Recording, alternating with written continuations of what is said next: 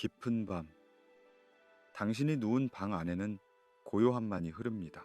창밖으로는 어둠이 천천히 내려앉고 당신의 호흡은 점점 더 느려지며 의식은 잠과 깨어있음 사이 어딘가를 떠다니기 시작합니다.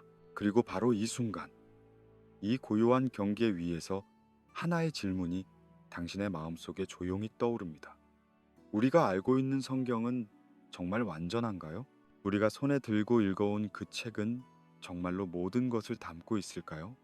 아니면 어딘가에 우리가 알지 못하는 또 다른 문이 존재하는 걸까요? 당신이 알고 있는 성경은 아마도 서구 기독교의 전통을 따르는 66권의 정경일 것입니다. 구약 39권, 신약 27권, 창세기로부터 시작해 요한계시록으로 끝나는 그 익숙한 여정. 하지만 아프리카의 동쪽 고원과 산맥으로 둘러싸인 한 나라에서는 전혀 다른 성경이 2000년 동안 보존되어 왔습니다. 에티오피아 정교회의 성경. 81권의 책으로 이루어진 더 깊고 더 완전한 이야기. 66과 81 사이의 그 15권의 차이는 단순한 숫자가 아닙니다. 그것은 다른 세계관이고 다른 신학이며 어쩌면 우리가 잃어버린 진실의 조각들일지도 모릅니다. 삭제된 책들이라는 개념은 우리에게 묘한 불안을 선사합니다. 무언가가 숨겨졌다는 것, 의도적으로 제거되었다는 것, 그리고 우리가 그것을 모른 채 살아왔다는 사실. 하지만 동시에 그것은 강렬한 호기심도 불러일으킵니다. 그 안에는 무엇이 쓰여 있었을까요? 왜 그것들은 사라져야 했을까요? 그리고 가장 중요한 질문은 이것입니다. 만약 그 책들이 진실을 담고 있었다면 그 진실은 어디로 갔을까요? 역사는 우리에게 반복적인 패턴을 보여줍니다. 중세 유럽에서 이단으로 낙인 찍혀 불태워졌던 책들, 금지되었던 가르침들, 위험하다고 여겨져 사라져야 했던 지식들. 그러나 놀라운 사실은 이것입니다. 그 책들 중 많은 것이 완전히 사라지지 않았습니다. 유럽의 화형대에서 제거되었던 양피지들이 아프리카의 산맥 깊은 곳에서는 여전히 살아 숨쉬고 있었습니다. 수도원의 어둡고 건조한 방에서 사제들의 조심스러운 손길 아래에서 고대 그즈어로 쓰인 그 문자들은 세기를 넘어 보존되었습니다. 진실은 파괴되지 않습니다. 그것은 단지 숨겨질 뿐입니다. 그리고 시간이 흐른 뒤 적절한 순간이 오면 다시 모습을 드러냅니다. 에티오피아라는 공간은 역사 속에서 언제나 특별한 위치를 차지해 왔습니다. 로마 제국이 세계를 정복하던 그 시대에도 에티오피아는 굴복하지 않았습니다. 유럽의 식민지 열강들이 아프리카를 나누어 가지던 그 시대에도 에티오피아는 독립을 지켰습니다. 그리고 기독교 정통성을 정의하려는 공의회들이 열리던 그 시대에도 에티오피아는 자신만의 길을 걸었습니다. 이 여정은 믿음을 부정하기 위한 것이 아닙니다. 오히려 그 반대입니다. 이것은 믿음을 더 깊이 이해하기 위한 초대입니다. 당신의 영혼이 이미 알고 있었을지도 모르는 무언의 의문들, 성경을 읽으며 느꼈던 그 작은 공백들, 설명되지 않은 채 넘어갔던 그 짧은 구절들, 이제 그 질문들에 대한 답이 천천히 모습을 드러낼 것입니다. 숨겨진 책들 속에서, 잊혀진 시간의 기록 속에서, 그리고 어쩌면 예수 그리스도 자신의 가르침 중 우리가 듣지 못했던 목소리 속에서 당신의 눈꺼풀은 점점 무거워지고 호흡은 더욱 깊어집니다. 이제 우리는 함께 시간을 거슬러 올라갈 것입니다. 325년, 니케아라는 도시로 한 제국이 신앙을 통제하기로 결정했던 바로 그날로. 니케아는 지금의 터키 북서부에 위치한 작은 도시였습니다. 그러나 325년 여름, 그곳은 기독교 역사의 운명이 결정되는 무대가 되었습니다. 콘스탄티누스 대제의 명령으로 제국 전역에서 약 300명의 주교들이 모였습니다. 그들의 임무는 명확했습니다. 예수 그리스도의 본질에 대한 신학적 논쟁을 종식시키고 통일된 신앙 고백을 만드는 것. 하지만 그 회의실에서 실제로 일어난 일은 훨씬 더 깊은 의미를 가지고 있었습니다. 니케아 공의회 이전의 기독교 세계는 오늘날 우리가 상상하는 것과는 전혀 달랐습니다. 그것은 통일되거나 조직화된 종교가 아니었습니다. 오히려 그것은 다양한 목소리들의 교향곡이었습니다. 때로는 조화롭고 때로는 불협화음을 이루는 수십 개의 복음서가 존재했습니다. 도마 복음서, 빌립보 복음서, 마리아 복음서, 베드로 복음서, 그리고 우리가 이름조차 알지 못하는 수많은 다른 책들. 각각의 공동체는 자신들만의 성스러운 텍스트를 가지고 있었고 자신들만의 방식으로 예수의 가르침을 이해했습니다. 묵시 문학도 마찬가지였습니다. 요한계시록만이 유일한 묵시가 아니었습니다. 베드로 묵시록, 바울 묵시록, 그리고 에녹의 환상들, 서신들도 넘쳐났습니다. 바울의 편지들 외에도 클레멘트의 서신, 바나바의 서신, 그리고 목자 헤르마스와 같은 영적 안내서들. 초기 기독교는 하나의 목소리가 아니라 수많은 목소리들의 합창이었습니다. 그리고 그 다양성 속에서 신앙은 살아 숨쉬고 성장했습니다. 하지만 콘스탄티누스에게 그런 다양성은 문제였습니다. 그는 기독교로 개종한 최초의 로마 황제였지만 동시에 여전히 제국의 통치자였습니다. 그의 관심사는 영적 진리보다는 정치적 안정에 더 가까웠습니다. 분열된 제국을 통합하기 위해서는 통일된 종교가 필요했습니다. 하나의 신앙 고백, 하나의 교리, 그리고 하나의 성경. 니케아 공의회는 바로 그 목적을 위해 소집되었습니다. 회의는 몇 주간 계속되었습니다. 격렬한 논쟁들이 오갔습니다. 아리우스파와 정통파 사이의 충돌, 예수의 신성에 대한 서로 다른 해석들. 하지만 결국 승리한 것은 신학적 진리가 아니라 정치적 합의였습니다. 황제의 의지와 다수의 투표, 니케아 신조가 채택되었고 그것에 동의하지 않는 자들은 이단으로 낙인 찍혔습니다. 그리고 더 중요한 일이 조용히 진행되었습니다. 어떤 책들이 성경에 포함될 것이며 어떤 책들이 배제될 것인가를 결정하는 과정. 정경의 형성은 하룻밤 사이에 일어난 일이 아니었습니다. 그것은 점진적인 과정이었고 여러 공의회와 수세기에 걸친 논쟁을 거쳐 이루어졌습니다. 하지만 니케아는 그 과정의 결정적인 전환점이었습니다. 그 순간부터 성경은 더 이상 공동체들이 영적 여정 속에서 자연스럽게 수용한 텍스트들의 모음이 아니었습니다. 그것은 권위 있는 기관이 결정한 공식 문서가 되었습니다. 왜 4개의 복음서만 살아남았을까요? 마태, 마가, 누가, 요한. 이 4권만이 정경으로 인정받은 이유는 무엇일까요?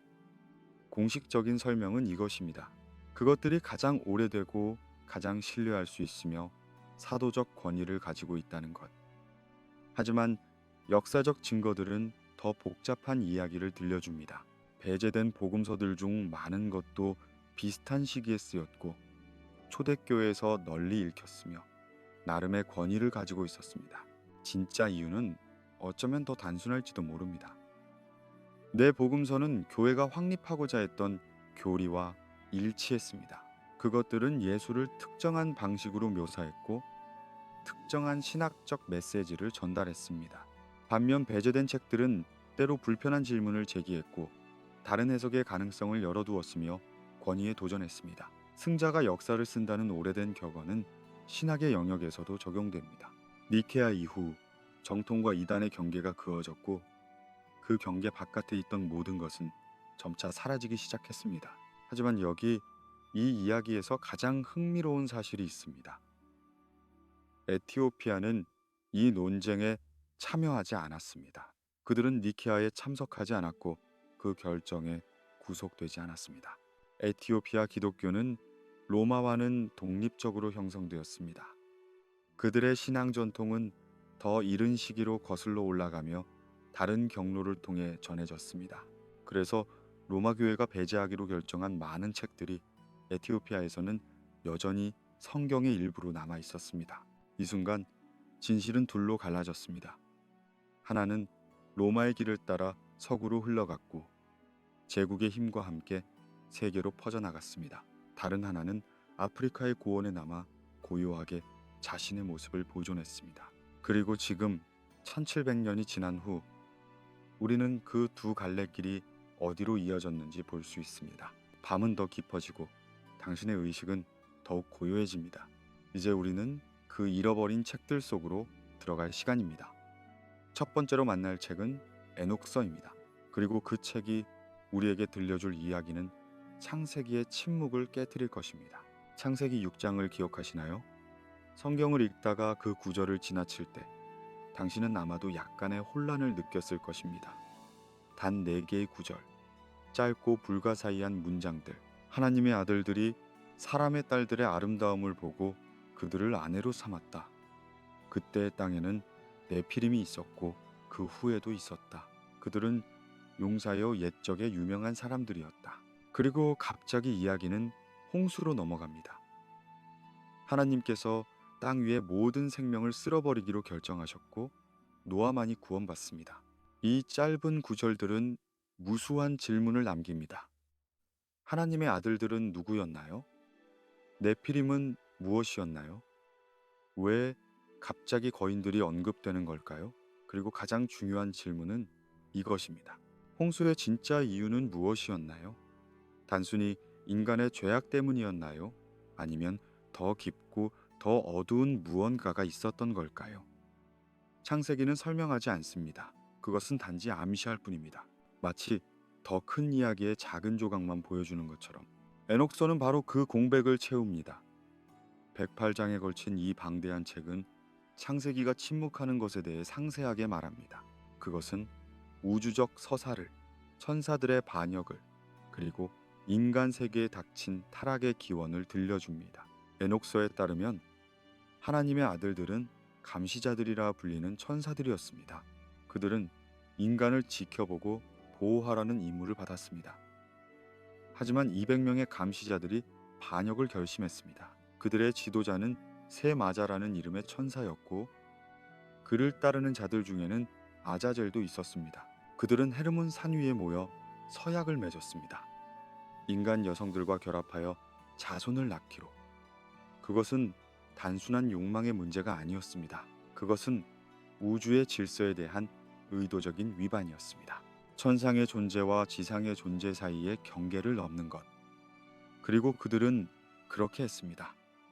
땅으로 내려와 여인들을 취했고 그 결합에서 태어난 자들이 네피림이었습니다. 거인들, 힘과 폭력으로 가득 찬 존재들.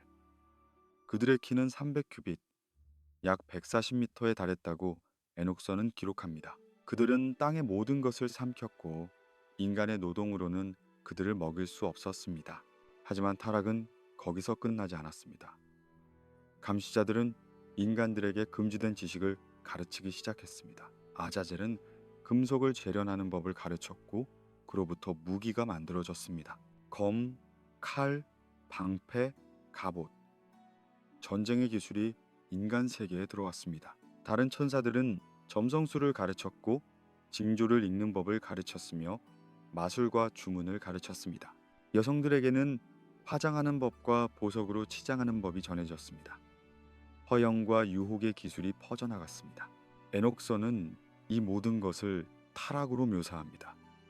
인간이 알아서는 안 될 지식, 때가 되지 않은 기술, 그리고 그로 인한 파괴. 땅은 폭력으로 가득 찼고 모든 육체가 그 길을 부패시켰습니다. 이제 홍수의 이유가 더 명확해집니다. 그것은 단순히 인간의 도덕적 실패에 대한 심판이 아니었습니다. 그것은 존재론적 리셋이었습니다. 창조 질서 자체가 오염되었고 천상과 지상의 경계가 무너졌으며 세계는 혼돈으로 돌아가고 있었습니다. 홍수는 그 오염을 씻어내고 다시 시작하기 위한 것이었습니다. 에녹 자신은 이 모든 일의 증인이었습니다. 창세기는 그에 대해 짧게만 언급합니다. 에녹이 하나님과 동행하더니 하나님이 그를 데려가심으로 세상에 있지 아니하였더라. 그가 365세를 살았고 죽지 않고 승천했다는 것. 하지만 에녹서는 그의 여정을 상세히 기록합니다. 그는 천사들에 의해 하늘로 끌려 올라갔고 우주의 비밀들을 보았습니다. 7 하늘의 구조, 별들의 경로, 바람의 저장소, 그리고 의인과 악인의 영혼이 머무는 장소들. 그는 타락한 천사들의 탄원을 하나님께 전하는 중재자가 되었지만 그들의 운명은 이미 결정되어 있었습니다. 이 책이 초대교회에서 얼마나 중요했는지 아시나요? 2세기와 3세기의 교부들은 에녹서를 성경으로 인용했습니다. 터툴리아누스, 클레멘트, 오리게네스. 그들은 에녹서를 영감받은 텍스트로 받아들였고 그 안에서 신학적 통찰을 찾았습니다. 더 결정적인 증거는 신약 성경 자체에 있습니다. 유다서 14절과 15절을 보면 저자는 에녹의 예언을 직접 인용합니다. 아담의 7세 손 에녹이 예언하여 이르되 보라 주께서 그 수만의 거룩한 자와 함께 임하셨나니. 이것은 에녹서 1장 9절의 거의 정확한 인용입니다. 신약 성경이 에녹서를 권위 있는 출처로 사용했다는 명백한 증거입니다. 그렇다면 왜 이 책은 사라졌을까요? 4세기와 5세기에 이르러 서구 교회는 에녹서를 의심하기 시작했습니다. 그 이유는 여러 가지였습니다. 너무 환상적이고 너무 신화적이며 교회의 통제 밖에 있는 영적 세계를 묘사한다는 것. 천사들의 이름과 계급, 그들의 타락과 운명에 대한 상세한 묘사는 일부 교회 지도자들에게 불편함을 주었습니다. 그것은 너무 많은 것을 설명했고 너무 많은 신비를 벗겨냈습니다. 결국 에녹서는 정경에서 제외되었고 서구에서는 잊혀졌습니다. 하지만 에티오피아에서는 그렇지 않았습니다. 그곳에서 에녹서는 여전히 성경의 일부였고 지금도 그렇습니다. 그리고 1947년 사해 근처의 똘란 동굴에서 발견된 고대 사본들 중에 에녹서의 아람어 조각들이 포함되어 있었습니다. 이것은 에녹서가 예수 시대의 유대교에서도 중요한 텍스트였음을 증명합니다. 책은 사라지지 않았습니다. 그것은 단지 숨겨져 있었을 뿐입니다. 그리고 이제 그것이 우리에게 묻는 질문은 이것입니다. 왜 이 이야기는 감춰져야 했을까요? 창세기의 침묵은 의도적인 것이었을까요? 그리고 우리가 모르고 지나쳤던 진실은 또 무엇이 있을까요? 당신의 호흡은 이제 파도처럼 규칙적으로 밀려왔다 물러갑니다. 우리는 다음 책으로 부드럽게 미끄러져 들어갑니다. 주빌리서, 그리고 그 안에서 우리는 시간 자체에 대한 놀라운 진실을 발견하게 될 것입니다. 시간은 중립적인 것처럼 보입니다. 흘러가는 강물처럼, 우리 모두에게 동등하게 주어진 것처럼. 하지만 역사를 들여다보면 시간은 언제나 권력의 도구였습니다. 누가 시간을 정의하는가? 누가 달력을 통제하는가? 그것이 곧 누가 사람들의 삶을 지배하는가를 결정했습니다. 주빌리서는 바로 이 문제를 다룹니다. 하나님이 정하신 시간과 인간이 바꾼 시간에 대한 이야기. 주빌리서에 따르면 창조의 처음부터 하나님은 완벽한 달력을 정하셨습니다. 364일의 한 해, 정확히 52주, 4계절, 각 계절은 91일, 13주, 수학적으로 완벽한 조화. 이 달력에서 모든 절기는 매년 같은 요일에 옵니다. 6월절은 항상 수요일, 77절은 항상 일요일, 나팔절은 항상 수요일. 변하지 않는 신성한 질서. 주빌리서는 이것이 천사들이 따르는 달력이며 모세가 시내산에서 받은 계시의 일부라고 말합니다. 이 개념은 현대의 우리에게 낯설게 느껴질 수 있습니다. 우리는 365일의 그레고리력에 익숙하고 매년 요일이 바뀌는 것을 당연하게 여깁니다. 하지만 고대 근동 지역에는 여러 달력 체계가 공존했습니다. 태양력, 태음력, 그리고 그 혼합 형들. 주빌리서가 제시하는 364일 달력은 실제로 고란 공동체에서 사용되었던 것으로 보입니다. 사회문서에서 발견된 여러 텍스트들이 이 달력 체계를 반영하고 있습니다. 왜 이것이 중요할까요? 달력은 단순히 날짜를 세는 도구가 아닙니다. 그것은 예배의 구조를 결정합니다. 언제 안식일을 지킬 것인가? 언제 절기를 지킬 것인가? 만약 다른 달력을 사용한다면 당신은 다른 날에 예배하게 됩니다. 당신의 6월절은 다른 사람의 평일이 될 수 있습니다. 예수 시대의 유대교 사회에서 이것은 실제로 큰 논쟁거리였습니다. 예루살렘 성전은 공식 태음 태양력을 따랐지만 일부 분파들은 태양력을 고집했습니다. 그들은 성전의 예배가 잘못된 날짜에 이루어지고 있다고 믿었습니다. 주빌리서는 이 논쟁에서 분명한 입장을 취합니다. 364일 태양력만이 올바른 것이며 다른 모든 달력은 타락의 결과라고 책은 경고합니다. 훗날 사람들이 달과 계절을 따라 달력을 바꿀 것이며 그로 인해 절기들이 혼란에 빠질 것이라고. 그들은 한 해를 열흘씩 앞당기거나 늦출 것이고 그들의 축제는 올바른 때에 이루어지지 않을 것이라고. 이것은 단순한 달력 문제가 아닙니다. 그것은 영적 타락입니다. 하나님께서 정하신 질서로부터의 이탈입니다. 역사는 주빌리서의 예언이 정확했음을 보여줍니다. 로마가 유데아를 지배하게 되면서 율리우스력이 도입되었습니다. 후에는 그레고리력이 왔습니다. 기독교 교회가 로마 제국의 종교가 되면서 예배의 시간도 제국의 달력을 따르게 되었습니다. 유대교의 전통적인 절기들은 점차 변형되거나 무시되었습니다. 시간을 통제하는 자가 곧 종교를 통제하게 된 것입니다. 에티오피아 교회는 이 변화에 저항했습니다. 그들은 여전히 자신들만의 독특한 달력을 유지합니다. 에티오피아력은 율리우스력을 기반으로 하지만 약 7, 8년의 차이가 있으며 한 해는 13개월로 나뉩니다. 12개월은 각각 30일이고 13번째 달은 5일 또는 6일입니다. 그것은 서구의 달력과는 다른 리듬을 만들어냅니다.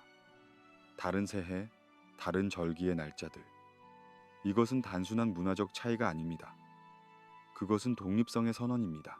로마의 시간이 아닌 자신들의 시간을 사는 것. 주빌리서는 또 다른 중요한 주제를 다룹니다. 홍수 이후에도 왜 악이 남아있는가? 에녹서가 홍수의 원인을 설명했다면 주빌리서는 그 이유를 설명합니다. 노아가 방주에서 나온 후 그는 제사를 드렸습니다. 하나님은 그의 제사를 받으시고 다시는 홍수로 땅을 멸하지 않으리라 약속하셨습니다. 하지만 문제가 남아 있었습니다. 타락한 천사들의 자손인 네피림들은 죽었지만 그들의 영혼은 어떻게 되었을까요? 주빌리서에 따르면 네피림의 영혼들은 죽었어도 소멸하지 않았습니다. 그들은 악령이 되어 땅 위를 떠돌기 시작했습니다. 그들은 인간을 유혹하고 병을 일으키며 죄로 이끌었습니다. 노아는 이것을 보고 하나님께 간구했습니다. 모든 악령을 결박해달라고. 하나님은 그들을 심판의 장소에 가두라고 명령하셨습니다. 하지만 여기서 놀라운 일이 일어납니다. 타락한 천사들의 지도자인 마스테마가 하나님께 나와 간청합니다. 모든 악령을 가두지 말고 일부는 자신의 권세 아래 남겨두어 인간을 시험할 수 있게 해달라고. 그리고 하나님은 허락하셨습니다. 10분의 1만 남기고 나머지는 결박하라고. 이것이 주빌리서가 제시하는 신학적 설명입니다. 왜 홍수 이후에도 악이 존재하는가? 왜 인간은 여전히 유혹과 시험에 직면하는가? 그것은 완전히 제거되지 않은 악령들 때문입니다. 하지만 그것은 우연이나 실수가 아니라 하나님의 허락 안에서 일어난 일입니다. 인간의 자유의지를 시험하고 선택의 기회를 주기 위해. 이 가르침은 초대교회에서 광범위하게 받아들여졌습니다. 악마와 악령의 존재, 그들의 활동, 그리고 그들에 대한 그리스도의 승리. 하지만 시간이 지나면서 서구 신학은 점차 이런 구체적인 영적 전쟁의 이미지들을 추상화하기 시작했습니다.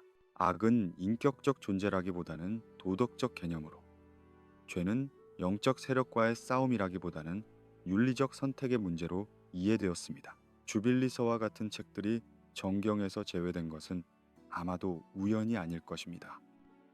에티오피아에서 주빌리서는 여전히 읽히고 가르쳐지며 믿어집니다. 그들의 신학은 영적 세계의 구체적 실제를 부정하지 않습니다. 천사와 악령, 그들의 전쟁과 인간에 대한 영향, 이 모든 것은 신앙생활의 실제적 부분입니다. 시간을 지배하는 자가 신앙을 지배한다는 통찰은 단순한 철학이 아닙니다. 그것은 역사적 현실이었고 지금도 그렇습니다. 그리고 에티오피아는 자신들의 시간, 자신들의 달력, 자신들의 신학적 전통을 지킴으로써 그 지배에 저항해 왔습니다. 밤 공기는 더욱 차가워지고 당신의 몸은 더욱 깊은 이완 속으로 가라앉습니다. 이제 우리는 또 다른 이야기로 넘어갑니다. 왕들의 이야기, 혈통의 이야기, 그리고 잃어버린 괴의 이야기. 케브라 나가스트 영광의 책이 우리를 기다리고 있습니다. 솔로몬 왕, 그 이름은 지혜와 부와 영광의 상징입니다. 성경은 그의 통치 기간을 이스라엘 역사의 황금 시대로 묘사합니다. 그가 지은 성전, 그가 맺은 동맹들, 그리고 그를 찾아온 수많은 방문객들, 그중 한 명이 스바의 여왕이었습니다. 열왕기상 10장은 그녀의 방문을 짧게 기록합니다. 그녀는 솔로몬의 지혜에 대한 소문을 듣고 어려운 질문들을 가지고 예루살렘에 왔습니다. 솔로몬은 그녀의 모든 질문에 답했고 그녀는 감탄하여 많은 선물을 남기고 자기 나라로 돌아갔습니다. 이것이 성경이 말하는 전부입니다. 몇 개의 구절, 하나의 에피소드. 하지만 그 짧은 이야기 뒤에는 거대한 공백이 있습니다. 스바의 여왕은 누구였나요? 그녀는 어디서 왔나요? 그리고 가장 중요한 질문은 이것입니다. 그녀가 떠난 후에는 무슨 일이 일어났나요? 케브라 나가스트, 왕들의 영광이라는 제목의 에티오피아 경전은 그 공백을 메웁니다. 이 책에 따르면 스바의 여왕의 이름은 마케다였고 그녀는 에티오피아의 통치자였습니다. 그녀는 단순히 방문하고 떠난 것이 아니었습니다. 그녀는 솔로몬과 깊은 관계를 맺었고 그 결과 아들을 낳았습니다. 메넬리크 1세. 그는 솔로몬의 장자이자 에티오피아 왕조의 창시자가 됩니다. 이야기는 이렇게 시작됩니다. 마케다는 지혜와 진리를 찾아 먼 여정을 떠났습니다. 그녀가 예루살렘에 도착했을 때 솔로몬은 그녀를 환대했습니다. 낮에는 그들은 신학과 철학에 대해 토론했고 밤에는 연회가 열렸습니다. 케브라 나가스트는 솔로몬이 마케다를 사랑하게 되었다고 말합니다. 하지만 그녀는 순결을 지키기로 맹세했습니다. 그래서 솔로몬은 계략을 꾸몄습니다. 그는 짠 음식으로 저녁 식사를 준비하고 마케다에게 밤에 그의 궁전에 머물 것을 권했습니다. 단 하나의 조건으로 그녀가 그의 소유물 중 어떤 것도 취하지 않는다면 그도 그녀에게 손대지 않겠다고 마케다는 동의했습니다. 하지만 밤중에 목이 말라 물을 마시려 했고 솔로몬은 그것을 계약 위반으로 주장했습니다. 물도 그의 소유물이라는 것입니다. 그렇게 그들은 하룻밤을 함께 보냈고 마케다는 임신한 채 에티오피아로 돌아갔습니다. 그녀가 낳은 아들이 메넬리크였습니다. 메넬리크가 성인이 되었을 때 그는 자신의 아버지를 만나기 위해 예루살렘으로 갔습니다. 솔로몬은 그를 보자마자 자신의 아들임을 알아보았습니다. 그는 메넬리크에게 왕위를 물려주고 싶어 했지만 메넬리크는 거절했습니다. 그는 어머니의 나라로 돌아가기를 원했습니다. 그래서 솔로몬은 타협안을 제시했습니다. 이스라엘의 각 가문에서 장자를 보내어 메넬리크와 함께 가게 하고 에티오피아에 새로운 왕국을 세우라고. 여기서 이야기는 놀라운 방향으로 전개됩니다. 메넬리크와 함께 가기로 한 젊은이들 중에는 사독 제사장의 아들 아자리아스가 있었습니다. 아자리아스는 꿈을 꾸었습니다. 천사가 나타나 그에게 말했습니다. 언약궤를 가져가라고. 그것이 하나님의 뜻이라고. 아자리아스는 다른 동료들과 상의했고 그들은 대담한 계획을 실행에 옮겼습니다. 성전의 지성소에서 언약궤를 몰래 가져온 것입니다. 그들은 똑같은 크기의 복제품을 만들어 그 자리에 두고 진짜 궤는 메넬리크의 캐러밴과 함께 에티오피아로 향했습니다. 솔로몬이 이 사실을 알게 되었을 때 그는 분노하여 추격대를 보냈습니다. 하지만 하나님은 메넬리크 일행을 보호하셨고 그들은 무사히 에티오피아에 도착했습니다. 케브라 나가스트에 따르면 그 순간부터 시온은 예루살렘에서 악숨으로 옮겨졌습니다. 하나님의 임재, 언약의 상징, 그리고 선택받은 백성의 정체성이 모두 함께 이동한 것입니다. 이것은 엄청난 주장입니다. 유대교와 기독교의 핵심 상징인 언약궤가 파괴되지 않고 아프리카로 옮겨졌다는 것, 에티오피아가 새로운 이스라엘, 제2의 시온이 되었다는 것, 그리고 메넬리크로부터 시작된 솔로몬 왕조가 20세기까지 정확히는 1974년 하일레 셀라시의 황제가 폐위될 때까지 약 3,000년 동안 지속되었다는 것. 역사학자들은 이 이야기를 신화와 역사의 혼합으로 봅니다. 고고학적 증거는 제한적이고 문헌학적 분석은 케브라 나가스트가 6세기에서 14세기 사이에 편집되었음을 시사합니다. 하지만 에티오피아 사람들에게 이것은 단순한 전설이 아닙니다. 그것은 그들의 정체성의 핵심입니다. 그들은 스스로를 솔로몬의 후예로 선택받은 백성의 연장선상에 있는 자들로 이해합니다. 그리고 놀라운 사실이 하나 있습니다. 에티오피아 악숨에 시온 성 마리아 교회에는 실제로 언약궤라고 주장되는 물체가 보관되어 있습니다. 그것은 일반인에게 공개되지 않으며 단 한 명의 수호자만이 일생 동안 그것을 지킵니다. 그 수호자는 교체되지 않으며 죽을 때까지 그 임무를 수행합니다. 아무도 그것을 본 적이 없고 사진도 존재하지 않으며 과학적 검증도 이루어진 적이 없습니다. 그것이 정말로 시내산에서 모세가 만든 언약궤인지 아니면 후대의 복제품인지 혹은 전혀 다른 것인지는 알 수 없습니다. 하지만 중요한 것은 물리적 증거가 아닐지도 모릅니다. 중요한 것은 믿음이고 정체성이며 그리고 2000년 이상 지속되어 온 자기 이해입니다. 에티오피아 사람들은 자신들이 하나님의 언약 안에 있다고 믿습니다. 그들은 자신들의 땅이 축복받았고 그들의 왕조가 신성한 기원을 가지고 있으며 그들의 교회가 사도적 권위를 계승한다고 믿습니다. 케브라 나가스트는 단순한 역사책이 아닙니다. 그것은 신학적 선언이고 정치적 정당화이며 영적 유산의 문서입니다. 이 이야기가 우리에게 던지는 질문은 이것입니다. 이스라엘의 중심은 이동할 수 있는가? 하나님의 선택은 한 장소, 한 민족에 영원히 고정된 것인가? 아니면 그것은 신실함을 따라 움직이는가? 예루살렘이 파괴되고 성전이 불타고 유대인들이 흩어졌을 때 하나님의 임재는 어디로 갔을까요? 이 질문들은 신학적으로 깊고 역사적으로 복잡하며 정치적으로 민감합니다. 케브라 나가스트는 하나의 답을 제시합니다. 그것이 역사적 사실인지 아닌지를 떠나서 그것은 강력한 이야기이고 한 문명의 자기 이해를 형성해온 이야기입니다. 당신의 눈은 이제 완전히 감겼고 의식은 꿈의 경계를 넘나듭니다. 우리는 다음 장면으로 조용히 미끄러져 갑니다. 사막의 길, 전차 안에서 두루마리를 읽는 한 사람, 그리고 역사를 바꾼 만남의 이야기로 사도행전 8장은 고요한 장면으로 시작됩니다. 예루살렘에서 박해가 일어나 신자들이 흩어진 후의 일입니다. 빌립이라는 집사가 사마리아에서 복음을 전하고 있었습니다. 그때 천사가 그에게 나타나 말했습니다. 일어나 남쪽 길, 예루살렘에서 가사로 내려가는 광야길로 가라고. 빌립은 순종했습니다. 그리고 그 길에서 한 사람을 만났습니다. 그는 에티오피아 여왕 간다게의 국고를 맡은 고위 관리였습니다. 넷이었고 예루살렘에 예배하러 갔다가 돌아가는 길이었습니다. 그는 전차에 앉아 이사야 선지자의 글을 읽고 있었습니다. 성령이 빌립에게 말씀하셨습니다. 가까이 가서 저 전차와 함께 가라고.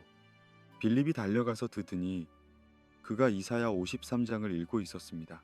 도살장으로 끌려가는 양처럼, 털 깎는 자 앞에 잠잠한 어린 양처럼 그가 입을 열지 아니하였도다. 빌립이 물었습니다. 읽는 것을 깨닫느냐고. 내시가 대답했습니다. 지도해주는 사람이 없으니 어찌 깨달을 수 있겠느냐고. 그리고 빌립을 전차에 올라타게 했습니다. 내시가 질문했습니다. 선지자가 이 말을 누구에 대하여 한 것이냐? 자기에 대해서냐? 다른 사람에 대해서냐? 빌립은 입을 열어 이 성경에서 시작하여 예수를 가르쳤습니다. 그들이 길을 가다가 물 있는 곳에 이르렀습니다. 내시가 말했습니다. 보십시오. 물이 있으니 내가 세례를 받는데 무슨 장애가 있습니까? 빌립은 그의 믿음을 확인한 후 전차를 멈추게 했습니다. 두 사람이 물에 내려가 빌립이 내시에게 세례를 주었습니다. 물에서 올라올 때 주의 영이 빌립을 이끌어 갔고 내시는 그를 다시 보지 못했습니다. 그러나 내시는 기쁨으로 그의 길을 갔습니다. 이것이 성경의 기록입니다. 간결하고 아름답고 의미심장합니다. 하지만 다시 한번 우리는 공백과 마주합니다. 이 이름 없는 내시는 누구였나요? 그가 에티오피아로 돌아간 후에는 무슨 일이 일어났나요? 그리고 왜 이 짧은 만남이 사도행전에 기록될 만큼 중요했을까요? 에티오피아 전승은 그에게 이름을 줍니다. 일부 출처에서는 그를 유디치 또는 시몬이라고 부릅니다. 하지만 이름보다 더 중요한 것은 그의 상징성입니다. 그는 여러 경계를 넘나드는 인물이었습니다. 첫째, 그는 이방인이었지만 유대교에 관심이 있었습니다. 그가 예루살렘에 예배하러 갔다는 것은 그가 하나님을 경외하는 자, 즉 유대교로 개종했거나 개종을 준비하는 이방인이었음을 시사합니다. 둘째, 그는 내시였습니다. 신명기 23장은 불구가 된 자는 여호와의 총회에 들어오지 못한다고 말합니다. 그러나 이사야 56장은 다른 비전을 제시합니다. 내시가 이르기를 나는 마른 나무라 하지 말라. 여호와께서 말씀하시기를 내 안식일을 지키며 내가 기뻐하는 일을 선택하며 내 언약을 굳게 지키는 내시에게는 내가 내 집에서 기념할 것이요 내 성 안에서 이름을 주되 자녀보다 나은 것을 주리라. 이 내시는 바로 그 예언의 성취였습니다. 율법에 의해 배제된 자가 은혜에 의해 포함되는 것.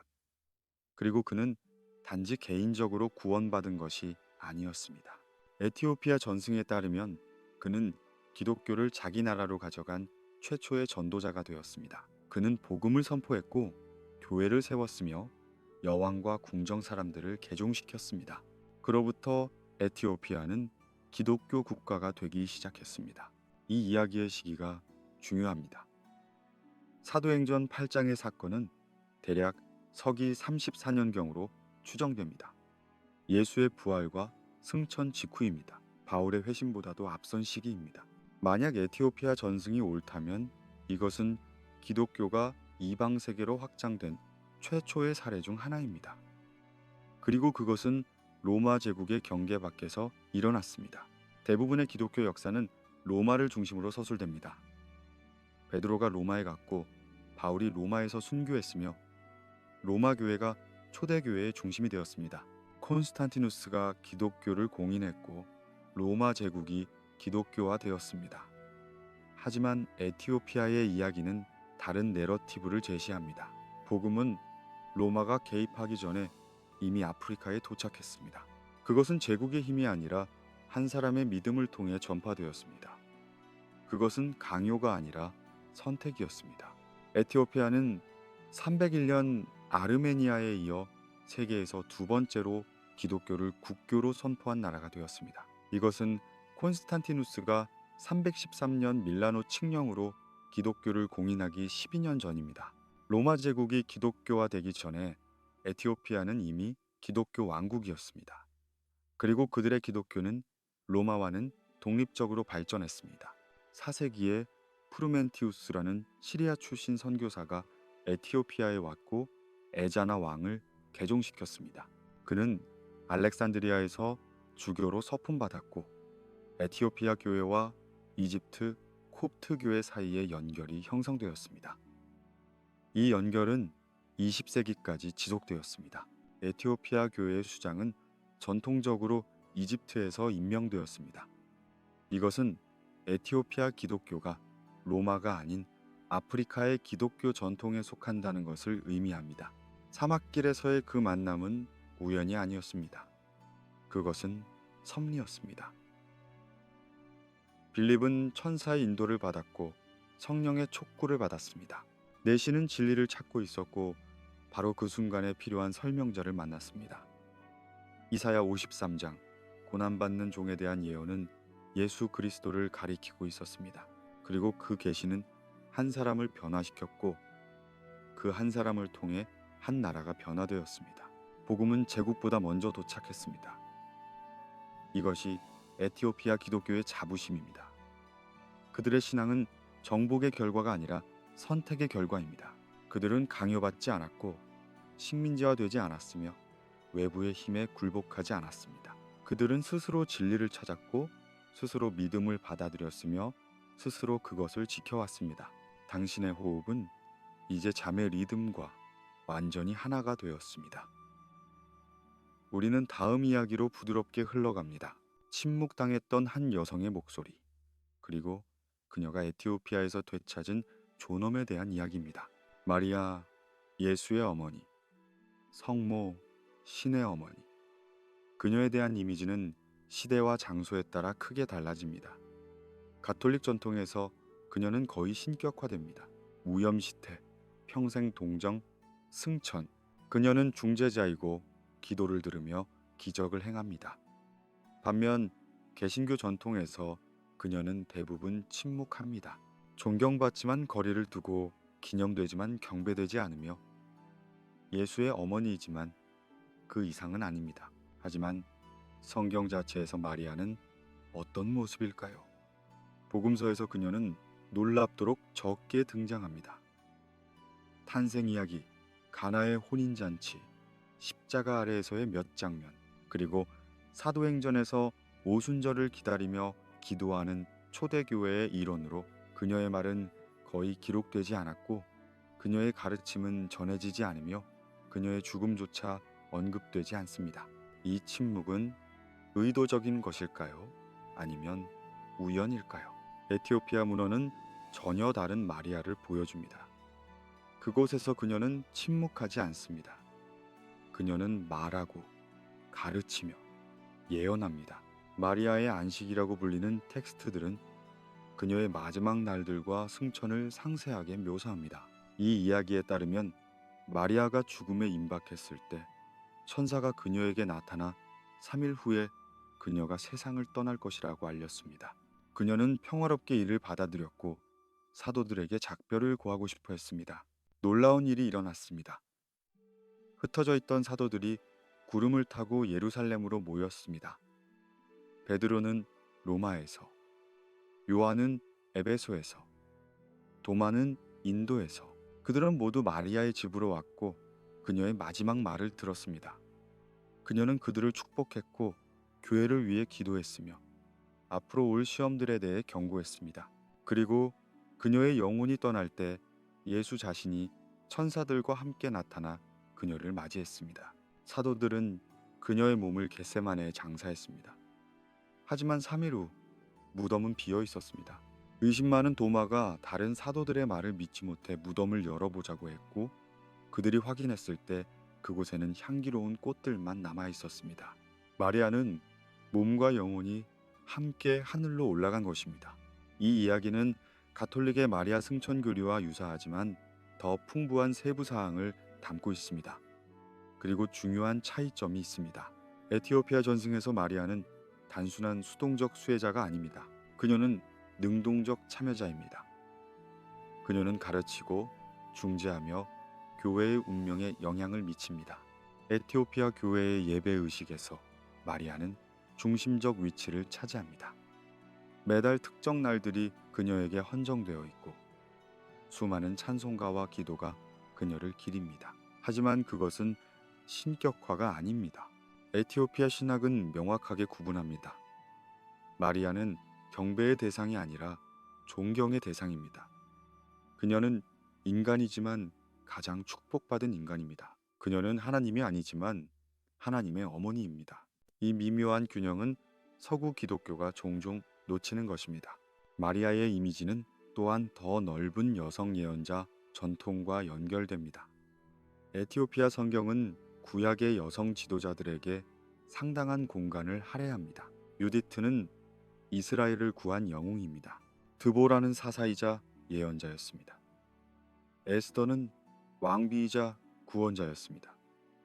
이 여성들은 단순한 조연이 아니라 주인공입니다. 그들의 이야기는 완전하게 보존되어 있고 그들의 역할은 축소되지 않았습니다. 서구 기독교 역사에서 여성의 목소리는 종종 억압되었습니다. 교회 지도력은 남성에게만 허용되었고 여성의 가르침은 제한되었으며 여성 예언자들은 의심의 눈초리를 받았습니다. 중세에 신비주의 여성들이 등장했지만 그들은 종종 이단의 혐의를 받았습니다. 근대에 들어서도 여성 목회자와 신학자들은 오랜 투쟁을 거쳐야 했습니다. 에티오피아는 다른 길을 걸었습니다. 그곳에서 여성의 영적 권위는 부정되지 않았습니다. 수녀원들은 영적 중심지였고 여성 성인들은 공경받았으며 마리아는 가장 높은 인간으로서의 위치를 유지했습니다. 이것은 페미니스트 신학이 아니라 균형 잡힌 전통입니다. 남성과 여성이 각자의 역할을 가지되 한쪽이 다른 쪽을 지배하지 않는 것. 지혜 문학도 흥미로운 통찰을 제공합니다. 잠언 8장에서 지혜는 의인화되어 여성으로 등장합니다. 그녀는 창조 이전부터 하나님과 함께 있었고 세상이 만들어질 때 그 곁에서 기뻐했습니다. 이 여성적 지혜의 이미지는 신약에서 로고스, 즉 말씀이라는 남성적 이미지로 대체됩니다. 요한복음 1장 태초에 말씀이 계시니라. 하지만 두 이미지는 서로 배타적일 필요가 없습니다. 지혜와 말씀은 같은 신적 속성의 다른 표현일 수 있습니다. 에티오피아 예술에서 마리아는 자주 왕좌에 앉아 있는 모습으로 묘사됩니다. 그녀는 아기 예수를 안고 있지만 그녀 자신도 위험 있고 권위 있는 존재입니다. 그녀의 눈은 지혜롭고 그녀의 자세는 당당하며 그녀의 존재는 단순히 아들을 낳은 어머니를 넘어섭니다. 그녀는 교회의 어머니이고 신자들의 중재자이며 천상과 지상을 연결하는 다리입니다. 이 모든 것이 우리에게 말하는 것은 무엇일까요? 마리아의 이야기를 통해 우리는 더 큰 패턴을 봅니다. 역사는 승자에 의해 쓰이고 정경은 권력에 의해 결정되며 목소리는 선택적으로 보존됩니다. 서구 기독교가 배제하거나 축소한 것들이 에티오피아에서는 완전하게 남아 있습니다.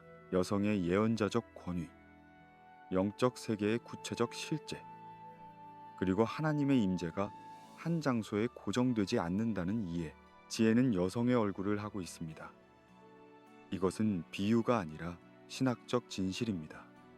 창조의 질서 안에서 남성과 여성은 모두 하나님의 형상을 반영합니다.